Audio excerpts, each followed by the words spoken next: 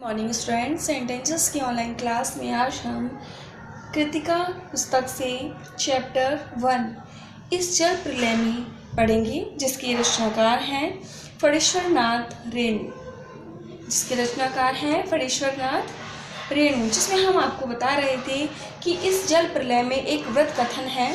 इसमें बिहार के पटना शहर में आने वाली बाढ़ का सजीव चित्रण प्रस्तुत किया गया है। देखिए, हम क्या पढ़ रहे थे कि किस प्रकार नगर में बाढ़ आ जाती है। देखिए, जब हम कॉफ़ी हाउस के पास पहुँचे, कॉफ़ी हाउस बंद कर दिया गया था। सड़क के किनारे एक मोटी डोरी की शक्ल में गेरुआ झाग फैन में उलझा पानी तेजी से सरकता आ रहा था। मैंने कहा, आचार्य जी, आगे जाने की ज़रूरत नहीं। वो देखिए, आ रहा है मृत्यु का तरल दूत। मृत्यु का तरल दूत किसे कहा गया है? मृत्यु का तरल दूत बाढ़ को। आतंक के मारे मेरे दोनों हाथ बरबस जुड़ गए और सभय प्रणाम निवेदन में मेरे मुंह से कुछ अस्फुट शब्द निकले। हाँ, मैं बहुत कायर और डरपोक हूँ। रिक्शा वाला बहादुर है, कहता है चलिए ना, थोड़ा और आगे। भीड़ का एक आदमी बोला, ये रिक्शा करंट बहुत तेज है, आगे मत जाओ। मैंने रिक्शे वाले से अनुनय भरे स्वर में कहा, लौटा ले भैया, आगे बढ़ने की ज़रूरत नहीं। तो यहाँ पर कवि कहता है कि कॉफ़ी हाउस बंद कर दिया गया। सड़क के किनारे झागदार पानी सरकता चला आ रहा था। लेखक ने तुरंत रिक्शा रुकवाया। भीड़ में से आवाज़ आई, आगे पानी में करंट बहुत तेज़ है। लेखक ने रिक्शा मुड़वाकर गांधी मैदान की राह पकड़ी। रास्ते में पानी भरता चला आ रहा था। गांधी मैदान की रेलिंग के सहारे हज़ारों लोग ऐसी घनी भीड़ में जुटे हुए थे जैसे वे दशहरे के दिन रामलीला के रथ को खींचने के लिए जुटते हैं। इस प्रकार आगे की तरफ पढ़ेंगे हम कि भय और शोर का वातावरण किस तरह से बढ़ता चला जाता है। रिक्शा मोड़कर हम अप्सरा सिनेमा शो बंद के बगल से गांधी मैदान की ओर चले। प्लेस होटल और इंडियन एयरलाइंस दफ्तर के सामने पानी भर रहा था। पानी की तेज़ धारा पर लाल हरे नियन विज्ञापनों की परछाइयाँ सैकड़ों रंगीन सांपों की सृष्टि कर रही थीं। ऐसे लग रहा था जैसे कि उस पर सांप तैर रहे हों। गांधी मैदान की रेलिंग के सहारे हज़ारों लोग खड़े देख रहे थे। दशहरे के दिन राम के रथ की प्रतीक्षा में जितने लोग रहते हैं, उससे कम नहीं थे। गांधी मैदान के आनंद उत्सव, सभा, सम्मेलन और खेलकूद की सारी स्मृतियों पर धीरे धीरे एक गैरिक आवरण आच्छादित हो रहा था। आच्छादित से तात्पर्य है कि उसे ढक रहा था। हरियाली पर शनै से तात्पर्य धीरे धीरे पानी फिरते देखने का अनुभव सर्वथा नया था। इसी बीच एक अधेड़, मुस्टन और गंवार जोर जोर से बोल उठा, ई! जब दानापुर डूब रहा था तो पटनिया बाबू लोग उलट कर देखने भी नहीं गए। अब बूझो। मैंने अपने आचार्य कवि मित्र से कहा, पहचान लीजिए, यही है वह आम आदमी जिसकी खोज हर साप्ताहिक गोष्ठियों में होती रहती है। उसके वक्तव्य में दानापुर के बदले उत्तर बिहार अथवा कोई भी बाढ़ग्रस्त ग्रामीण क्षेत्र जोड़ दीजिए। शाम के 7:30 बज चुके और आकाशवाणी के पटना केंद्र से स्थानीय समाचार प्रसारित हो रहा था।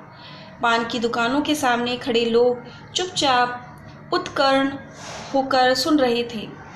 पानी हमारे स्टूडियो की सीढ़ियों तक पहुंच चुका है और किसी भी क्षण स्टूडियो में प्रवेश कर सकता है। समाचार दिल दहलाने वाला था। कलेजा धड़क उठा।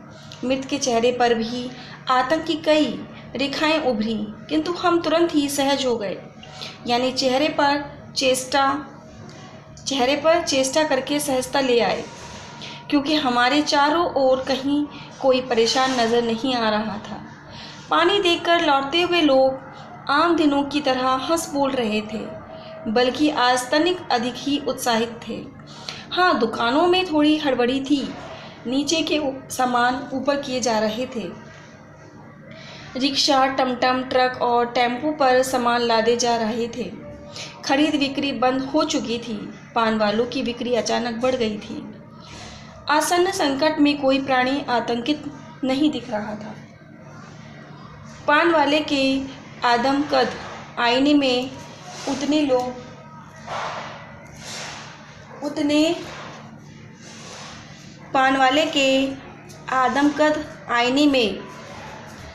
लोगों के बीच हमारी ही सूरतें मुहर्रमी नज़र आ रही थीं।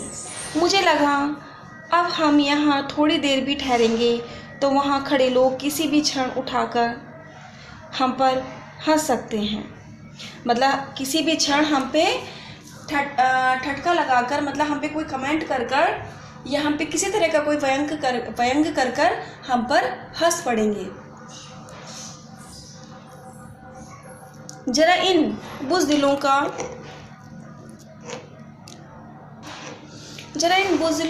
का हुलिया देखो। हुलिया से तात्पर्य है इनका रूप देखिए, क्योंकि वहाँ ऐसी ही बातें चारों ओर से उछाली जा रही थीं। एक बार डूब ही जाए, धनुषकोटी की तरह पटना लापता ना हो जाए कहीं, सब पाप धुल जाएगा। चलो गोल घर के मुंडे पर ताश की गड्डी लेकर बैठ जाएं। बिस्कोमान बिल्डिंग की छत पर क्यों नहीं? भाई यही माकूल मौका है इनकम टैक्स वालों को एन इसी मौके पर काले कारोबारियों के घर पर छापा मारना चाहिए। आसामी बामाल। राजेंद्र चौराहे पर मैगजीन कॉर्नर की आखिरी सीढ़ियों पर पत्र पत्रिकाएं पूर्ववत बिछी हुई थीं, मतलब पहले से ही बिछी हुई थीं। सोचा एक सप्ताह की खुराक एक ही साथ ले लूँ। क्या क्या ले लूँ? हेडली चेस या एक ही सप्ताह में फ्रेंच जर्मन सिखा देने वाली किताबें, अथवा योग सिखाने वाली कोई सचित्र किताब। मुझे इस तरह किताबों को उलटते पलटते देखकर दुकान का नौजवान मालिक कृष्णा पता नहीं क्यों मुस्कुराने लगा। किताबों को छोड़कर कई हिंदी, बांग्ला और अंग्रेजी सिने पत्रिकाएं लेकर लौटा। मित्र से विदा लेते हुए कहा, पता नहीं कल हम कितने पानी में रहें। बहरहाल जो कम पानी में रहेगा वह ज़्यादा पानी में फंसे मित्र की सुध लेगा। सुधी से तात्पर्य है खबर लेगा। फ्लैट में पहुंचा ही था कि जनसंपर्क की गाड़ी भी लाउड स्पीकर से घोषणा करती हुई राजेंद्र नगर पहुंच चुकी थी।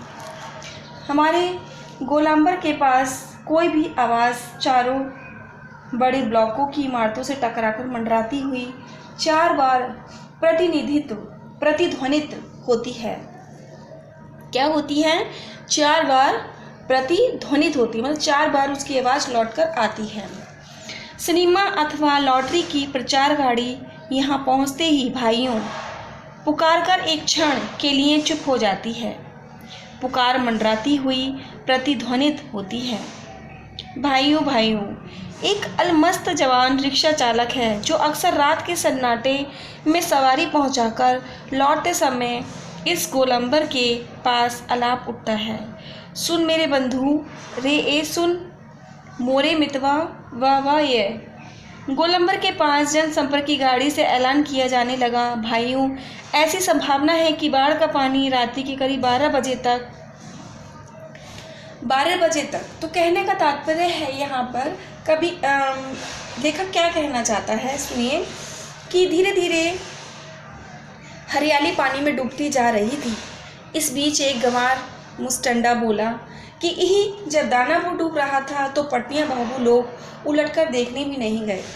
अब बूझो, लेखक को लगा ये आम दुखी ग्रामीण के मन की स्वाभाविक प्रतिक्रिया है। शाम के 7:30 बजे पटना आकाशवाणी से समाचार प्रसारित हो रहा था। पानी हमारे स्टूडियो की सीढ़ियों तक पहुंच चुका है और किसी भी क्षण स्टूडियो में प्रवेश कर सकता है। लेखक का दिल दहल उठा, मित्र भी भयभीत हो उठा, किंतु वे तुरंत ही संभल गए, क्योंकि उनके चारों ओर खड़े लोग परेशान नहीं थे बल्कि उत्साहित थे। हाँ, दुकानों में जरूर हड़बड़ी थी। इसलिए सामानों को ऊपर ले जाया जा रहा था। पान वालों की बिक्री अचानक बढ़ गई। इस भीड़ में केवल लेखक और उसका मित्र ही मायूस खड़े थे। उन्हें लगा अभी अभी लोग उनकी कायरता पर हंस पड़ेंगे। वहाँ कोई पटना के बह जाने की, कोई ताश खेलने की, तो कोई इनकम टैक्स के छापे की बात कर रहा था। अब देखिए नेक्स्ट पैराग्राफ में हमने आपको क्या बताया कि बाढ़ से बचने की तैयारी में कटी वह रात। राजेंद्र नगर के चौराहे की मैगजीन कॉर्नर पर पत्र पत्रिकाएं पहले की तरह बिछी हुई थी। लेखक ने कुछ पत्रिकाएं खरीदी। मित्र को कहा कल जो कम पानी में होगा वह पानी में घिरे मित्र की सहायता के लिए आएगा। जनसंपर्क की गाड़ी लाउड स्पीकर से ऐलान कर रही थी कि बाढ़ का पानी रात के 12 बजे तक लोहानीपुर, कंकड़बाग और राजेंद्र नगर में घुस सकता है और सावधान हो जाएं। आप सब सावधान हो जाएं। सावधान हो जाने की प्रतिध्वनि बार बार गूंज उठती है, बार बार गूंज उठती है। कंकड़बाग और राजेंद्र नगर में घुस जाए, अतः आप लोग सावधान हो जाएं। प्रतिध्वनि सावधान हो जाएं, सावधान हो जाएं। मैंने गृह स्वामिनी से पूछा गैस का क्या हाल है। गृह स्वामिनी से तात्पर्य है उसने अपनी पत्नी से पूछा कि गैस का क्या हाल है। बस उसी का डर है, अब ख़त्म होने वाला है। असल में सिलेंडर में मीटर उटर की तरह कोई चीज़ नहीं होने से कुछ पता नहीं चलता, लेकिन अंदाज है कि 1 या 2 दिन कोयला है, स्टोव है, मगर किरासन एक ही बोतल है। मतलब किरासन से मतलब है, क्या कहना चाहते हैं यहाँ पर लेखक ने पत्नी से पूछा गैस का क्या हाल है। पत्नी ने बताया कि 1-2 दिन तक ही चल पाएगा। सिलेंडर सारे राजेंद्र नगर में सावधान की ध्वनि गूंजने लगी। सारा शहर जगा हुआ है। पश्चिम की ओर से आवाज़ें आ रही हैं। लगता है रात के 1-1:30 बजे तक पानी राजेंद्र नगर पहुंचेगा। लेखक को चाहकर भी नींद नहीं आती। बाढ़ की प्रतीक्षा आकुल करने लगी। वह कविता लिखने की सोचता है, किंतु मन में बाढ़ की पुरानी यादें चलचित्र की तरह चलने लगती हैं और वह अपनी पत्नी से रसोई घर के बारे में पूछता है कि अब सिलेंडर है या नहीं है, कितना बाकी रह गया है, अगर वो ख़त्म हो गया है तो उसके स्थान पर कोई चीज़ उपयुक्त है या नहीं। तो यहाँ पर कोयला, स्टोव और तेल के बारे में बात हो रही है। आगे क्या कहते हैं देखिए। फिलहाल बहुत है, बाढ़ का यही हाल है। तो जो सामान उसकी पत्नी ने बताया कि वो काफ़ी है। मीटर वूटर की तरह कोई चीज़ नहीं होने से पता नहीं चल पाता कि कब आधम की। मैंने कहा सारे राजेंद्र नगर में सावधान सावधान ध्वनि कुछ देर गूंजती रही। ब्लॉक के नीचे की दुकानों में सामान हटाए जाने लगे। मेरे फ्लैट के नीचे दुकानदार ने पता नहीं क्यों इतना कागज़ इकट्ठा कर रखा था कि एक अलाव लगाकर सुलगा दिया। हमारा कमरा धुएं से भर गया। नेक्स्ट कहते हैं देखिए, सारा शहर जगा हुआ है। पश्चिम की ओर कान लगाकर सुनने की चेष्टा करता हूँ। हाँ, पीर मुहानी या सालिमपुर, आहरा अथवा जनक किशोर, नवल किशोर रोड की ओर से कुछ हलचल की आवाज़ आ रही है। लगता है 1-1:30 बजे रात तक पानी राजेंद्र नगर पहुँचेगा। कहाँ पहुँचेगा? राजेंद्र नगर पहुँचेगा। सोने की कोशिश करता हूँ लेकिन नींद आएगी भी नहीं। कंपोज की टिकियाँ अभी नहीं। कुछ लिखूँ किंतु क्या लिखूँ? कविता शीर्षक बाढ़ आकुल प्रतीक्षा धत।